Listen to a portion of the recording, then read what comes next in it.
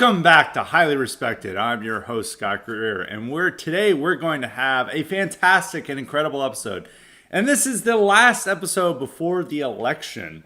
So we've been talking about this for 2 years, ever since the midterms, what's going to happen in 2024, and it's finally upon us. And it's also happening on my birthday, so Trump should win just for me, as to make my birthday extra special.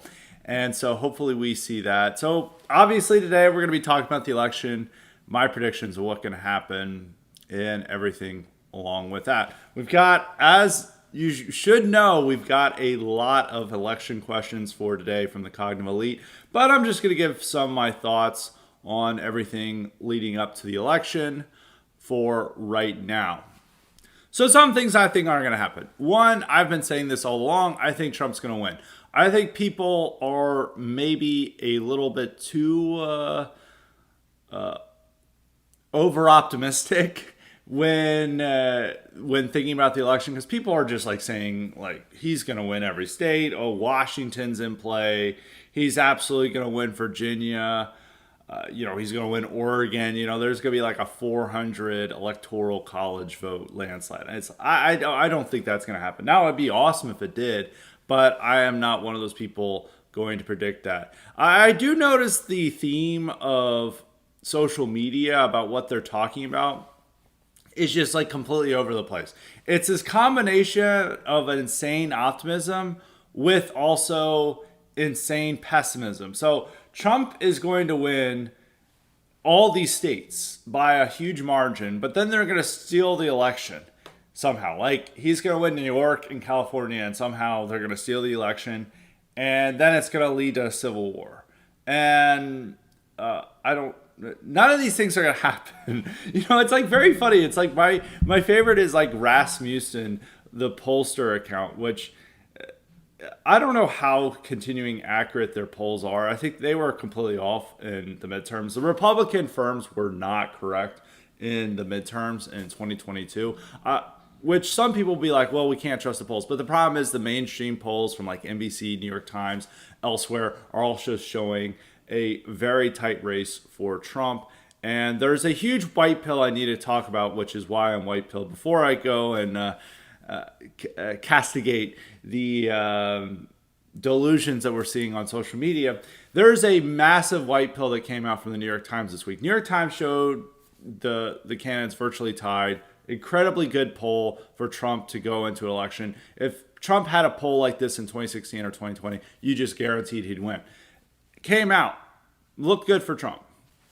Some it maybe not looked as good for Trump as other polls, but it was still not that bad. But then they had the biggest white pill. They were saying that they're not getting many responses from white Republicans. And thus they're saying we're probably underestimating Trump support once again, because when we're trying to poll and call people, we are getting fewer responses from white Republicans, which is an indication that Trump has much more support than the polls are showing, that they are likely possibly wrong again. And I think that's the biggest white pill we could expect going into the election, is that there is good evidence that they're actually underestimating Trump support rather than overestimating Trump support, which a lot of people have been trying to claim. And they had this Ann Seltzer poll, the Des Moines Register poll from Iowa, that is like the biggest white pill that Democrats have, which we have a question about that, so we'll answer that in a moment. I think that poll is not accurate. Actually, I'm just going to ask this. I'm just going to answer this. I'm going to give my Cognitive Elite pitch, because I have so many Cognitive Elite questions that are going to be aligning with the main topic, so I might as well just bring this up.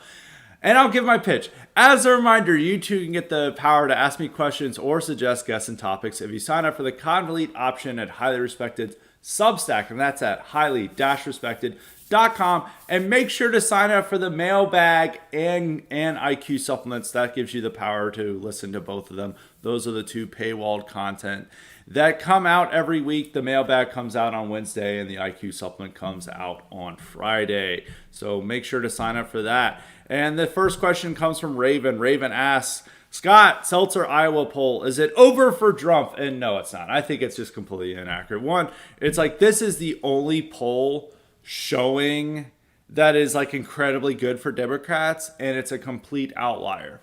And you cannot just take an outlier as this is completely accurate. Now, Iowa might be a lot closer. It's going to be a lot closer than probably people think.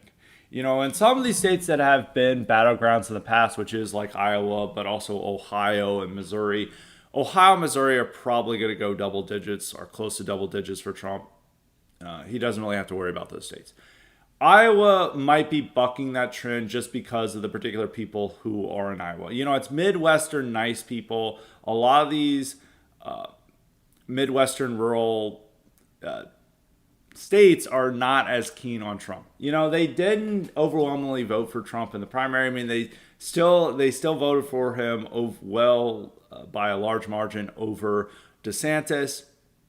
So there is a chance that these people are the lone middle Americans who have been convinced that they don't like Trump's character. So it's probably going to be within 5 points that Trump wins. I mean, Trump's going to win. People were pointing out how idiotic the poll is. It's like showing like senior women, white women, are going for Kamala by over 20 points. I think it's like 25 points. That is insane. That is not going to happen. When you investigate it, this poll is such an outlier. It is not accurate. And the polls are not underestimating Kamala's support. They're either right, showing that it's going to be a very close race if Kamala even wins, or they're underestimating Trump's support and it's going to be a Trump blowout. They are not underestimating Kamala's support where it's going to be a 400, it's going to be a massive state landslide for Kamala. This is the only poll showing that. So, they do talk about Seltzer and the Des Moines Register being the gold standard in polling, but these people are not gods. They can make mistakes. And even the gods made mistakes in the old Homeric epics. So, these people are not like perfect. And they can make mistakes. And it's likely a result of what the New York Times is pointing out is that they're getting fewer responses from white Republicans. And so whoever she was polling skewed overwhelmingly Democrat. Thus, it shows a +3. There is something there. I think that he's going to win Iowa by a smaller margin than he should, which is just something part of unique to Iowa. I think it's also that Iowans maybe remember the primary and maybe they didn't like how Trump ran the primary. There's a lot of strong DeSantoids and Nikki Haley supporters who just don't want to vote for Trump. There could be, it is a state where never Trumpism still lingers in a similar way with like Utah and elsewhere. So I think that's just a unique situation with Iowa. It's such an outlier. And the bigger news story is New York Times saying that they're likely underestimating Trump's support again. There is no storyline where they're underestimating Kamala's support. And especially now because Democrats are so heavily dependent on college-educated whites, and those are the people most likely to pick up their phones and tell people who they're voting for. And they're going to have low black turnout this year and low minority turnout as well. So, no, it's not going to be that case. It's not going to be a blowout for Kamala's favor. So that's why I'm just white-pilled. There is something that we could say that we just don't know what the polls are up to. I think that's the clear thing that there's the polls, even the pollsters are saying we don't really trust our own polling. And I think the Seltzer poll adds to that confusion. But I think with the metrics we have with early voting is incredible for Republicans. I looked at the figures. I mean, the gap between Trump and the Democratic candidate this time compared to 2020 is far smaller. I mean, he's winning the early vote in Nevada. And the experts there are really bummed out, like John Ralston and these guys. They know they're going to want to predict Trump based on early voting, but they don't want to. And also the gap between the Democrats and Republicans in Arizona, North Carolina, and Georgia is under 10%, which was far, far better than it was in 2020. he is going to win those states unless there is something just catastrophic. Those states are too big to rig because I think Trump's margin of victory is going to be at least over 1%, 1 percentage point in all those states, and it's just going to be too much to overcome. And they've also in Georgia, they really cracked down on a lot of the things that Democrats benefited from, such as the loose mail-in ballot rules. I think they've also done that to an extent in North Carolina and Arizona. And people were always worried that both the Hurricane Helene and Mark Robinson, among me included, would hurt Trump. But I always thought Hurricane Helene would actually help Trump because the whole state sees how Biden and Harris responded to a natural disaster that devastated their state, and there's no way that they would want to vote. And I think even though a lot of there's going to be a number of Western Carolinians who are going to have a tough time voting, the ones that are going to vote are gung-ho about voting for Trump. And there was plenty of videos of these people lined up, who had seen and experienced the devastation from Helene, who were ready to vote for Trump as an act of protest. And even though that's already strong Trump country, with the exception of Asheville, it's going to be even more overwhelmingly Trump. And also the areas that are close by witness this too. And a lot of those people who are undecided are like, wow, they really, left us to die and didn't come and help us. Why would we vote for her? So I think it's more of a benefit for Trump. And the Helene wiped away the Mark Robinson saga as well. So he's not going to win. But I think it's going to be much closer than people think. So I think Trump's going to win those 4 states in my predictions. The real question is, if he wins those 4 states, Nevada, Arizona, Georgia, North Carolina, he just needs to win one more state. It doesn't even need to be in the blue wall. It could be New Mexico, New Hampshire, Virginia. I don't think he'll win those states, but they're going to be a lot closer than they were in 2020. And so now all the 3 states he won in 2016, it could be one. He just needs one more state. He could win Nebraska, the at-large district there, and it'd be 269. So I don't know how that would stall. Well, it would be, I guess it would be thrown to the House of Representatives, and they have a majority there. I think they would have to be the old majority so I guess Trump would win. I had to look at it. People are going to be mad. It's like, that's not how the rules go. If it's in dispute, it generally has been thrown to the House of Representatives. Not generally, it is thrown to the House of Representatives. Now, the one question is if it's the old Congress or the new Congress that votes. From what I'm reading, it sounds like the new Congress, which might not be good for Trump if they lose the House. But I don't think it would come down to the 269. I don't know if... I call it in Nebraska's at-large district. I think it's like the first district that votes on its own. They were supposed to have a special session to make sure that district just goes along with the rest of the state, so we wouldn't have this problem. But there could also be in that case. That is a possibility. I think the real question I have, so I think 268 is the floor. Everyone's like saying 312 is the floor. I think it's 268 is the floor. And what other states he wins, he just literally needs one more state to seal victory. And so my prediction is Pennsylvania, Wisconsin. I think those are his best. It could be, he could win 312. We're all excited for that, but I am not wanting to be that optimistic. I want to be more cautious, just in case there is a narrow Kamala victory, which is possible. It could be 270 to 268. But I think 268 is the floor for Trump, based on what I'm looking at in polls and early voting in those Sun Belt states. He has narrowed the gap in the Rust Belt states from what it was in 2020, but they still have a stronger advantage there than they did in the Sun Belt states in 2020. So there is that possibility that could arise there.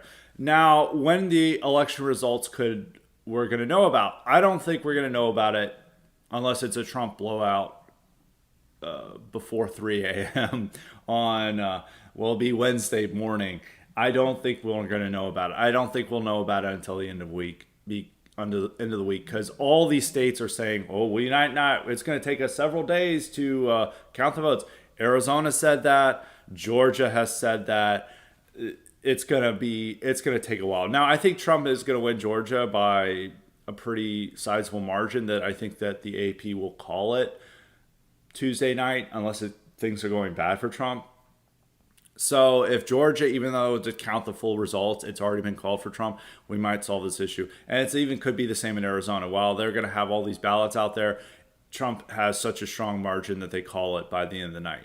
And then we just have to wait on these Rust Belt states where it's going to be a smaller margin of a few thousand votes that could go either to Trump or to Kamala.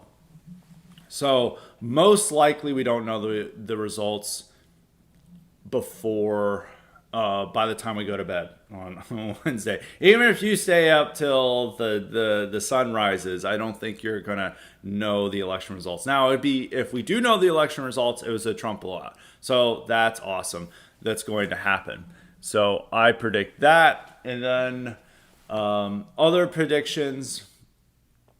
We're gonna win the Trump. Republicans are gonna win the Senate. It's going to be at least a 51 to 49 majority. Most likely, if Trump wins, they're going to get at least one more seat.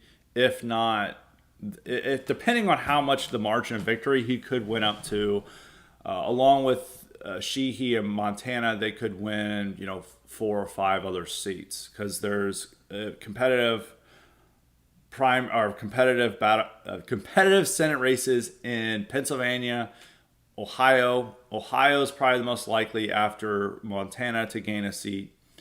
And then there's Wisconsin and Michigan and Arizona and Nevada. Arizona and Nevada are the least competitive so far. Well, there's also Maryland, but Hogan's down by a lot.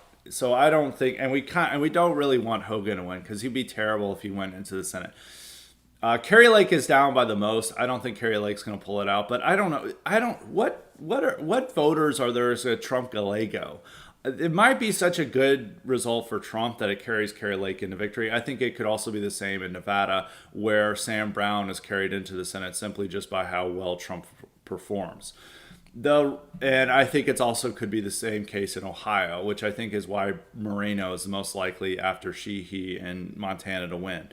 The other three, it's going to be tough. It's going to be very tough for them to win. But they could win, they could have, a 56. I think the most, if even Hogan won, they could have up to 58 seat majority. I think that my math is correct on that. So I don't think they're going to have a 58 seat majority. That would be like a greatest election victory ever if they go in with a 58 seat majority. It'd almost be better if Hogan loses, so they just stick with like a 56 or 57 seat majority. But that would be very good. If they go in there with, 55 seats, it's a massive victory. And that also shows that they probably won the House. House is going to be tougher to keep.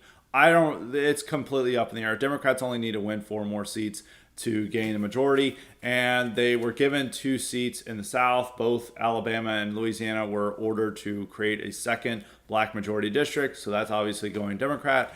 It's also Republicans are having a battle to keep these seats in New York and California that went for Biden, and I think a few other places. Now they could pick up areas that should have gone for Trump or should have gone for Republicans in 2022, such as VA 7, which is Abigail Spanberger's seat, and it's where one of the Vindman brothers is running.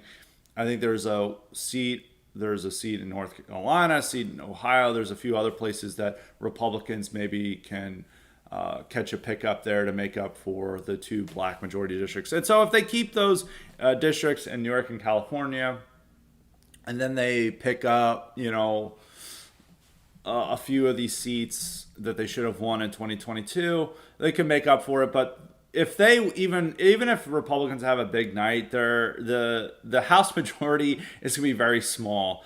I think at most 10 seats that Republicans could see, and that's like an incredible night for Republicans if they have 10 seats. If they get more than 10 seats, it's like the best election ever for Republicans.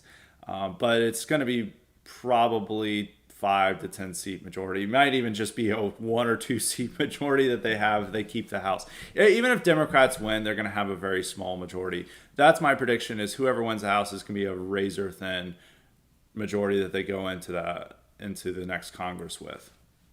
We want them to win the House of Representatives. So if it is thrown in the House of Representatives, they vote for Trump. The Senate picks the vice president, which means that it'll be J.D. Vance who will be the vice president. So that's something to keep in mind. Would be weird because they could have a split ticket president, vice president, if it is thrown to, if Republicans win the Senate and Democrats win the House, there could be a Harris Vance joint president and vice president. I don't know how that would work, but there could be something weird like that. If Trump wins, it's a huge victory. I keep saying this. I'm saying this even in an article tomorrow. I don't want to belabor the point, but it is a bigger win than 2016. It is a massive white pill. More of the country has moved in Trump's direction, even from 2016. People now support mass deportations. Compare this to 12 years ago where Romney had to apologize for self-deportations. Now Republicans are carrying signs for mass deportation now. And over 60% of Americans support mass deportations. So the country's moved in Trump's direction. He's going to do a lot more in his second term than he was able to do in his first term. So it's going to be all good. Now, what to think if Kamala wins? Now, it depends on how she wins. Like I said, if Trump does not win all the Sunbelt states, if he even loses Georgia, or if it's really catastrophic and he loses North Carolina, it's almost over. I don't want to ever declare anything's over, but it's so bad. And it was the real result would be that college-educated whites have moved so blue that it's very hard for Republicans to ever win to election. It's funny with the demographics. We have a question from K-Max about this, which I'll get to in a moment. On the demographics, people are going to say, "Oh, the picture is demographically baked in." But I think it's actually going to be due to whites that he loses, not because of, you could maybe say Asian immigrants, but, he's going to get the highest percentage of black voters and Hispanic voters that a Republican has gotten in a very, very long time. And I think probably the longest ever for Hispanics. He could get 45%. And they don't vote that much. They're still only around 10% of the electorate. And whites are probably going to be close to 70% of the electorate. And if he loses, it's due to college-educated whites. If he loses the Sun Belt. Now, if he loses the Rust Belt, I've made jokes about how they're going to steal the election because with Republicans, people on Twitter, it's like he's winning California. But then they're somehow going to steal the election. And Deep State's going to have a coup against him. And we're going to have civil war. None of those things are going to happen. I have a question about that too. So we'll get to that. We have a lot of these questions that I got to get to. And, I don't buy that stuff. But I think if he loses due to the Rust Belt, I think you can say it was just rigged because they have more established, the Democrats have more established machines there to where they can get the necessary amount of votes they can to win. And I think it's fair to say that, yeah, it was Democratic shenanigans that the only reason they lost, or reason why Republicans lost. And so that would be the reason to take. Now, if in Pennsylvania, they had a higher percentage of Puerto Ricans in these areas where there's a lot of Puerto Ricans vote, it would be the Kill Tony guy that cost Trump election. Is without that, maybe it wouldn't. So there's those little things that could be said. I always say that people thought the Madison Square Garden rally was the greatest thing ever, which I think for us it was. But I did think it was. I didn't really understand the. It didn't seem like maybe the best idea right before election. It did show that Trump has a lot of supporters in New York, and it also showed that Democrats aren't that worked up about Trump because there were no riots outside. There were hardly any protesters outside. But at the same time, I think it was too much felt like a victory rally, and we still have an election to win. And if it all does come down to Puerto Ricans in Pennsylvania, this is not good for Republicans. So, those are the themes to look at. I think is that people need to keep their head on their shoulders and keep a clear eye about why we would lose and not just lose their mind, because right wing Twitter is just going to lose it if Trump loses. And there's going to be all these stupid theories for why Trump lost. If it is Trump lost, it's like, and Democrats win overwhelmingly among college educated white women, it's due to abortion. And no Republican is ever going to want to budge on this. And I've kind of always learned this with like the right. I mean, I'm learning this with like WN types and stuff, is that they never learn anything. And I've even learned that from more of the mainstream right, is that they don't learn from failures and disappointments. It's not as bad as WNs who like they like the old alt-right types. It's like they went from failure to failure to failure to loss to loss to loss, and they learned literally nothing from any of these stuff. And they continue still to do the stuff that messed them up in 2017. But even I learned that with mainstream right. So people are going to draw the wrong lessons from this. And then there's going to be like, politics is over. We're now forming parallel societies, which just means they're going to go play video games or sports bet and not follow politics. And people are like, civil war now. There's not going to be any of that, as I explained last week. Which is always funny with all these analysts who are giving along with this stuff. It's like Rasmussen is really bad about posting this stuff. But that's my thoughts. I think he's going to win. I think if you really need a white pill, just look at that New York Times thing. That's the biggest white pill, and that's the most important thing that's come out this weekend. Even more important than Peanut the squirrel and Fred the raccoon, who were these two animals owned by, I guess this guy's like a gay OnlyFans dude. I don't know. He's like a TikTok star. I don't really know the story. All I know is that the state euthanized them, and for some reason this is Kamala's killing the squirrels and raccoons, which I guess helps people on the vote. I don't really understand it, but I support it because it's supporting Trump, and some of the memes are funny. I don't really understand why this is like the most important issue, Peanut the squirrel, but it's pro-Trump and it's white pilling people, so we support it. But that's it. I think that's you should be white pilled going into election. You shouldn't be nervous. We're going to win. If we don't win, they rigged it. And that's the real message I think you should take from this. And so there's no reason to black pill before the election. There's no reason to just get all nervous and prepared to doom post. And people are going to do this when the election night. I remember in Virginia, they're like, we're winning, but they're prepared to steal this. And all the influencers are like, prepared for a steal. And then I was like, why are you just like working up people into being depressed and like blackpilled? It's like, why do that? Like, let's hope for the best instead of just expect. And when there was no steal, all these people were mad at me for just saying that they're going to win. Why are you blackpilling people? It's all about, like, I say this all the time. It's about like giving the audience what they want rather than being sober and giving them the truth.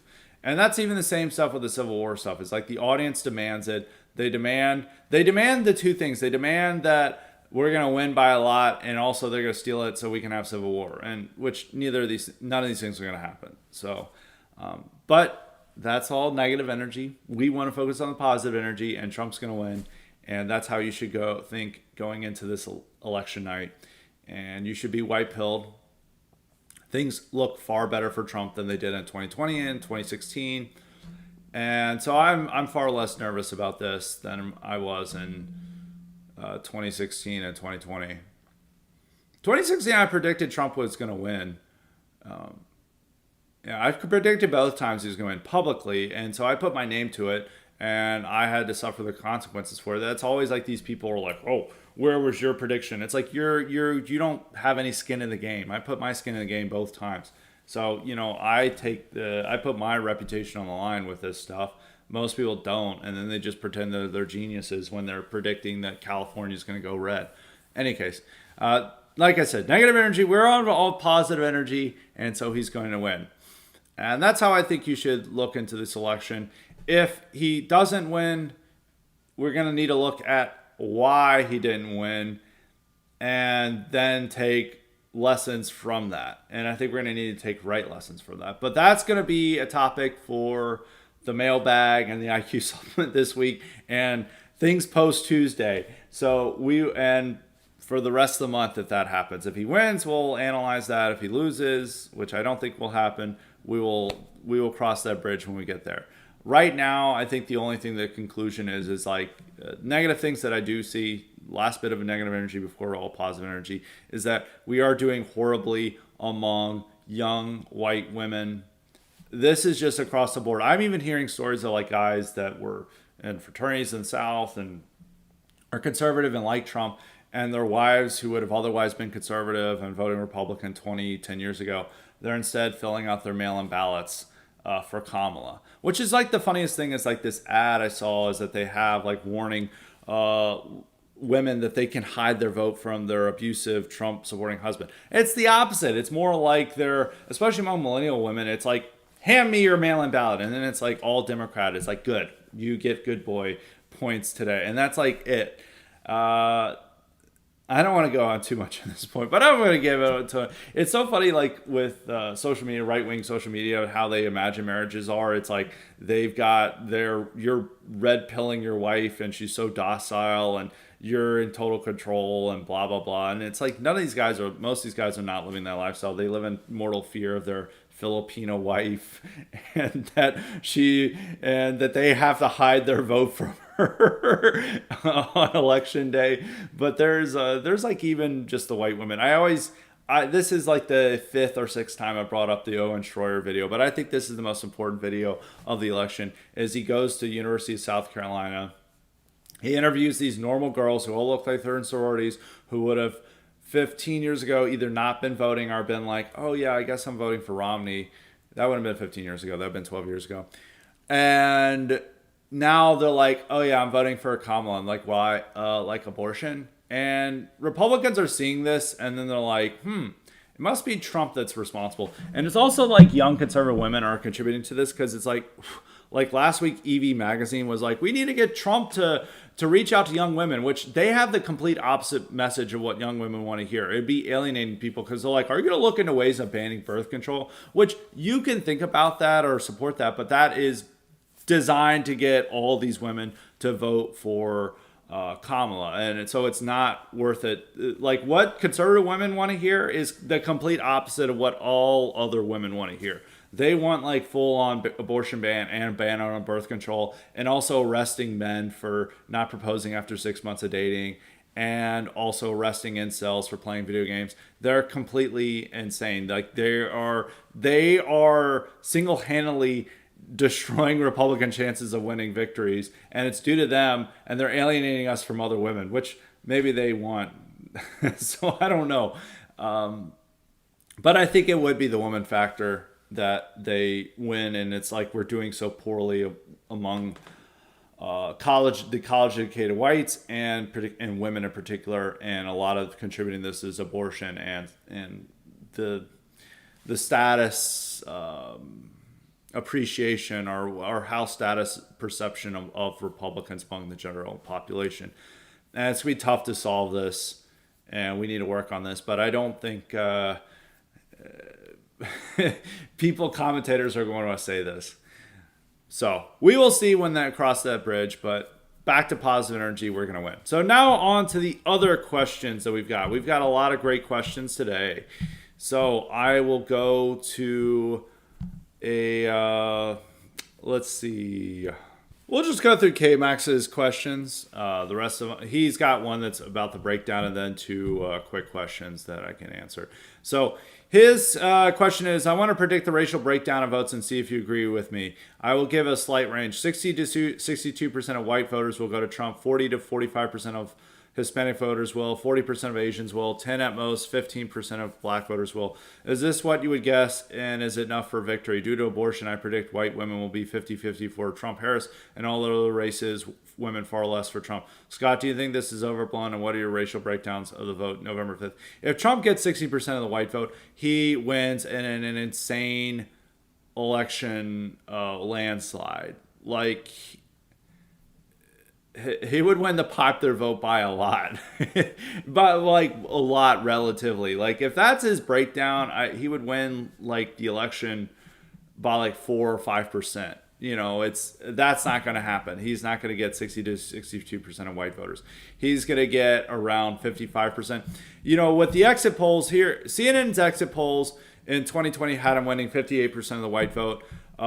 Pew Research's had him winning 55% of the white non-Hispanic vote.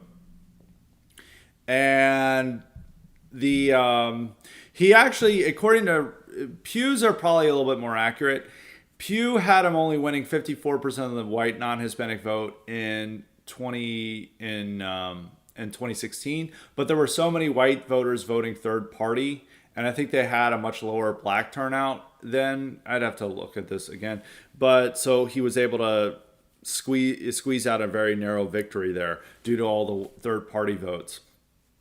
But he got a slightly bigger share, but the gap was narrow because 43% of voters voted for Biden in 2020 compared to 39% in 2016 for Clinton. So it'll likely be around 55% again. It will not be anywhere close to 60 to 62%. Even with the Pew Research, it might be even lower than 55%. So he is definitely not getting 60 to 62% of the white vote in 2024. It's impossible because, as I was saying, his real problem is with white voters. It isn't with non-whites. It is entirely with white voters and college-educated whites. And white women, unmarried white women, are going to go so insanely for Kamala. Trump still won the women vote in 2020, according even to CNN exit poll. I'm going to rely on Pew because it seems the most accurate. Among white women, he won. He got 53% of the vote, but among college educated white women, it was 54%.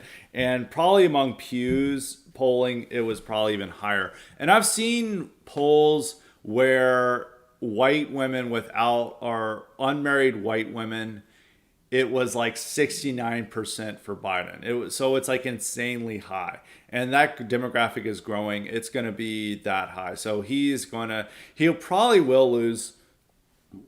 If he was 53% of the white women vote in 2020, or, it probably will be 50-50 again. It might be 51-49 for Kamala's. It'll be a very narrow, but among college-educated women, even the CNN exit polls is probably going to show like 60% of them voted for Kamala. So that's not it. Now the rest, I think that's Asian number. Like I said, is probably a little bit too high. It'll probably be about 30% of Asians. It'll probably be 15% of black voters, 40 to 45% of Hispanics. I think that all the rest is accurate, but 62% of white voters. It should be that. Voice cracking here. It should be that high, but it's not going to be. It's not. It's going to be like 55%. K-Max has got a. He's wondering if I'm going to be streaming or I'm going to do anything election night. No, I won't be. I'll just be tweeting election results. I won't be streaming at all. So I will have a Twitter presence. His next question, I think he's got. We got another. He's got a quick one. Hold on. Oh yeah, he said, "Will the highly respected schedule continue as it has been once the election over?" Yes, it will be. We will, even though for the holidays coming up, I think we're gonna have a little less content. I think the mailbags, we might do written mailbag instead, like we did that over July 4th week, just depending. And also, I think we're only going to have one article for the week of Thanksgiving. Thanksgiving, I don't think we're going to have any content.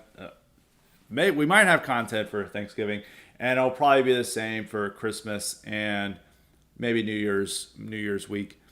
But outside of that, no, the schedule will be continuing, barring the holidays. We will continue on with our schedule of the 5 pieces of content per week, with regular highly respected Monday, column Tuesday, mailbag Wednesday, column Thursday, and then IQ supplement Friday. So we will continue on with our jam-packed schedule. Now his last question from K-Max. Based on your own tweet here, why do Europeans every single election always prefer Democrats by such wide margins over Republicans, especially Western Europeans? Do they just happen to be the most cucked people alive? Is it more foreign policy related? It just baffles me, and was always true. They were this way towards Reagan, towards Bush, towards McCain, to Romney, to Trump. It's just their media stranglehold that they have. They only get like straight CNN like propaganda that they're receiving, so it's not surprising that they're this cucked. And also, just a lot of them don't really understand like things going on. They only get the one-sided perspective of CNN.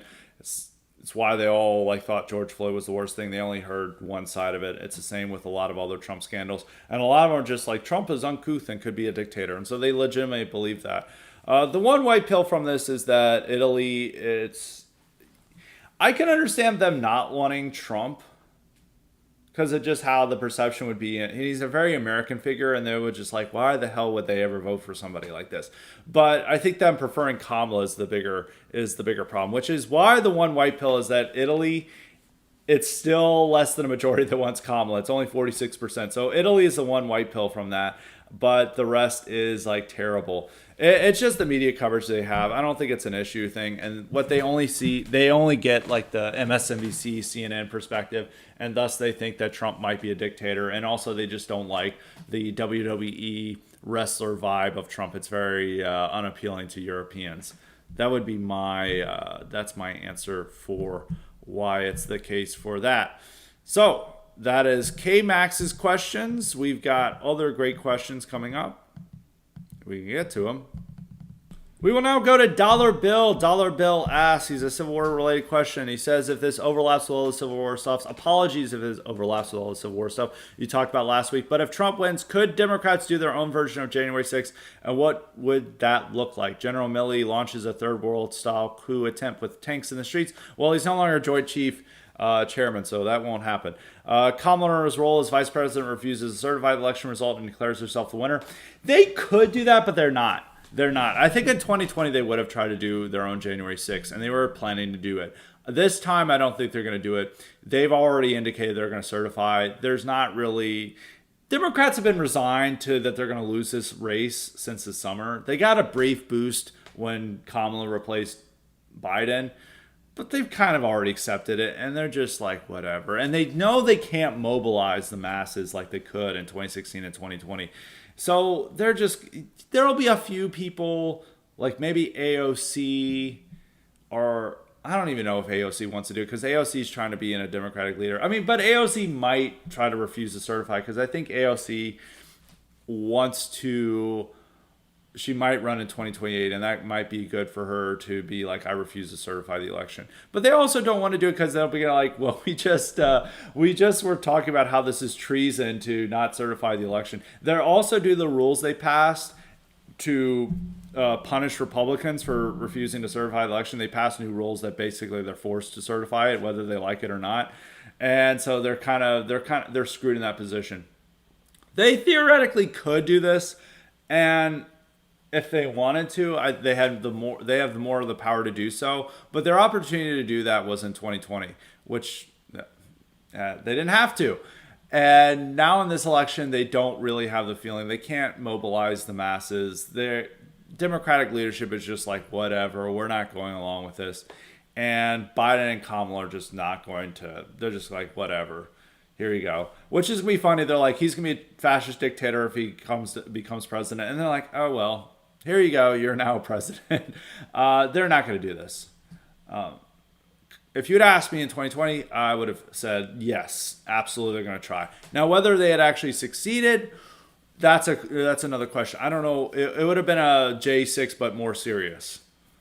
And it might have worked. There would have been something really crazy. I don't know what would have happened. It would have definitely come a lot closer than J6 to toppling the government. But this time, no. They're not going to do it. They don't have the motivation to do it. They don't have the popular will to do it. They're just going to accept the Trump win, certify it. There will be a few lawmakers who will probably not vote to certify it, but it's even tougher for them to mount an opposition towards it due to the rules they passed to prevent another J6. So, yeah, it's that's my prediction for that. So I think there's a New England refugee question somewhere around here. We'll get to that. It's a quick question that we'll have. I usually like to conclude on New England refugee, but I'm going to conclude with other. He says, I am by no means a mega donor to the Republican Party. I get 5 every month to Trump, and he gives off his donations. Do this. I am nonstop bombarded by fundraising texts. I must get 30 to 40 a day. I understand the GOP has small donor problems compared to the Democrats, but wouldn't it be better strategy to expand your pool of small donors rather than try to milk the ones you have for all they worth? Well, all this is data driven, so apparently the killing by text and email is the best way to raise money. I mean, it is scummy, it's scammy, but it is data driven. They're not doing this because they think it's they like annoying people or something. It's the data is telling them this is how they raise the most money. I would like a different strategy, and everyone is complaining about it. You saw more people complaining about this in 2020, like influencers complaining about it in those days, but they don't complain about it anymore because I think they've been all been convinced by like strategists and stuff. It's like it works data. It does piss off people, and it's also why, I give in kind contributions by promoting Trump and all the things through my Twitter presence for free. So I feel like I don't need to. I don't need to donate, but that's a huge reason I don't donate is because I don't want to get bombarded by text messages. But I think it's data driven that it works. They do need to look at a better strategy, but I don't know what it is. I'm not, this isn't my forte in that. So let's look at other questions we've got. We've got a lot more questions to go here. We'll stick with election-related questions. We've got one from Floris. Floris asks, why haven't the Democrats pushed the big red win every election every year button yet and granted amnesty to all the illegals in the country? Assumably, at some point in the last 16 years, someone at the top would have realized that doing so would have given the huge advantage in future elections, and I don't get what the wait is about. That's his first question. He's got a second one. Well, they haven't been able to pass it. They've tried to do this and grant an amnesty to all the illegals in the country, but it would have to be through Congress. And fortunately, Republicans have improved a lot on this issue since 2013, and they refused to grant it. So the issue is they've tried to do this, but they can't pass it. Now, the big thing with giving immigration legal status is that, or building them more in, is that then these blue districts are what would have been blue states would get more votes in the Electoral College, get more representation, and Democrats would have more power. It's more that they're just as bodies to count that they gain the power because they don't really vote that much. But now that they're so dispersed throughout the country, they might not get as much of an advantage as they did, like with the '86 amnesty and other forms of amnesty, because back then they were just congregated in California and the Southwest, and thus this would help them in areas where they are. But now they're like a deep red areas, and it's very bad for almost non-political reasons. I mean, they could turn into making those areas bluer if they want to vote, but they generally aren't voting. At least with Hispanic immigrants, they're not voting. The more problems are cultural and social than it is quite political. I don't think that's factoring into Democratic consensus. They've been trying to do this since the mid-2000s, and they haven't been able to accomplish it. So that's the real reason. I mean, when Biden came into office, one of the first things he proposed was this mass amnesty with no border security, but they couldn't pass it. And they've been trying to pass some form of amnesty throughout the Biden administration. They even tried to pass it through budget negotiations or a budget bill, which could bypass a filibuster, but it was ruled that they couldn't put it in a budget bill, and they didn't really have the votes for it in the Senate, so that didn't work. And then they've been trying to do this through executive action, and it hasn't quite worked. And then they tried to do it through the tough bipartisan border bill, which would have allowed liberal bureaucrats to grant asylum to all these illegals. They still didn't do it. So it's more that they've tried hard, but they can't pass it through Congress. So one good thing Republicans have done is prevent that. His second question, where do you stand on the Canuck question? Annexing all of Canada anytime soon would probably add too many votes for the Democrats and also will never happen. But do you think in the grand scheme of things, annexing at least parts of Canada should be a goal for America? I don't know. I guess we could take Alberta. That seems more conservative. Maybe the conservative parts. I don't know. It's just like a Twitter question. It's like we're going to take Canada because like no one's really ever offended by it, but it's also like, epic that we're going to take Canada, but we're not going to take Canada. Like, in the rules-based order we have, you're not supposed to take territory. We're very hostile towards annexing territory. That is a part of the order we now have. Yes, we've done that in the past, but as an international player, we're not supposed to do that.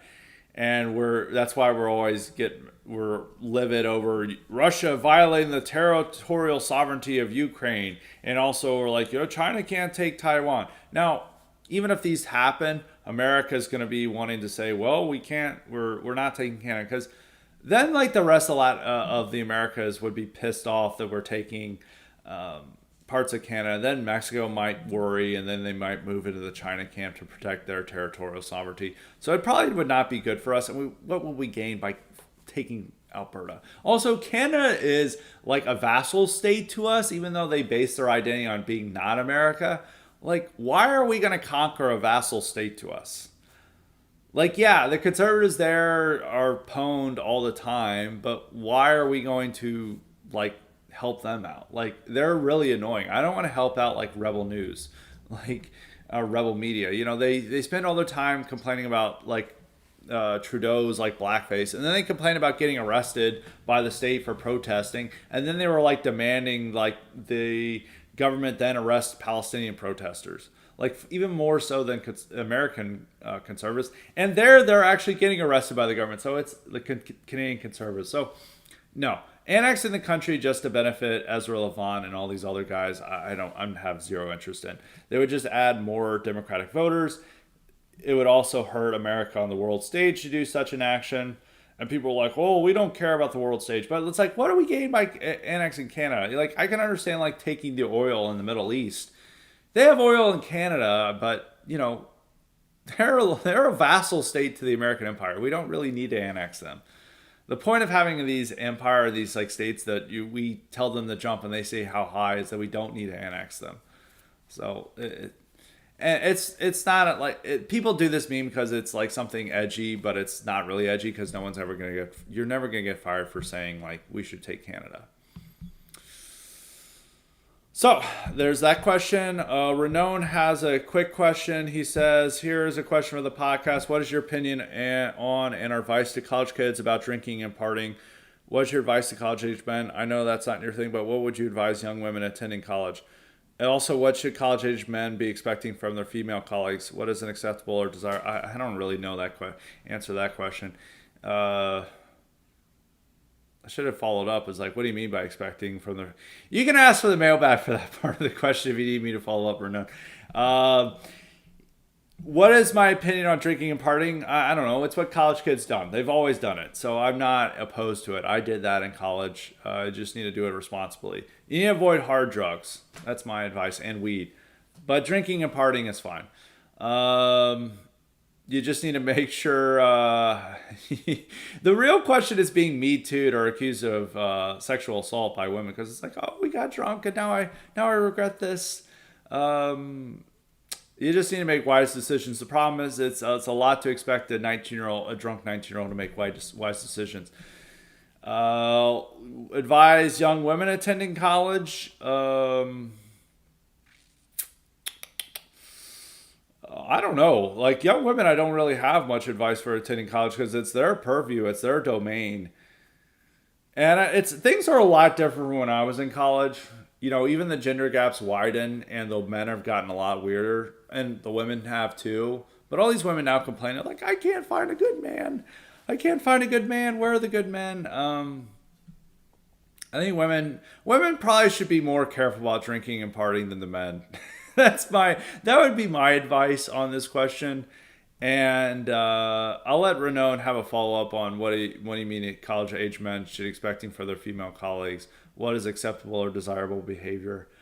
I don't really quite know about that. They're not getting septum piercings. We'll say that they're not getting septum piercings, and they're not getting tattoos, and they're not dyeing their hair. The bare men, and they're dressing appropriately. That would be my answer to that question. So we got that. I think we'll conclude with Mishhaus. I don't think our answered Flores, answered Raven. Other guys I'm saving for the mailbag. If I didn't answer your question, just remind me. Mishhaus has both. He has both questions for the Monday episode and a ton of questions for the mailbag. So we will save that. And then he said his last question: are there any libtards who you have special distaste, even though they aren't objectively worse than other libtards? I ask this because I really, really hate Noah Smith. Noah Smith in some ways is better than other libtards in that he will have independent thinking. It's the same with Matt Iglesias, but they're more frustrating because they're smarter and have this like condescending contrarian streak and are more willing to say things that'll irritate us than other liberals. But at the same time, they will be more willing to buck liberal consensus. So we're going to pay attention to them more than the worst liberals.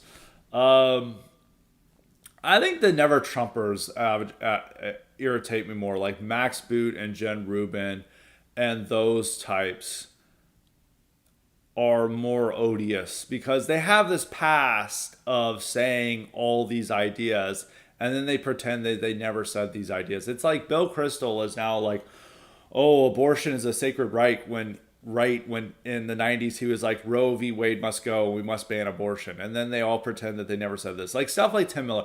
Never Trumpers are now just full on libtards, and they are more distasteful to me than other libtards because they're traitors, and then they pretend that they were not responsible for any of the stuff that they were involved in prior to Trump. So they're much more annoying to me than other libtards. I mean, it's always the same. It's like you're angrier at traitors than enemies. And so I think that's the real answer to that. There are guys who are really annoying on Twitter, like Swan Marcus.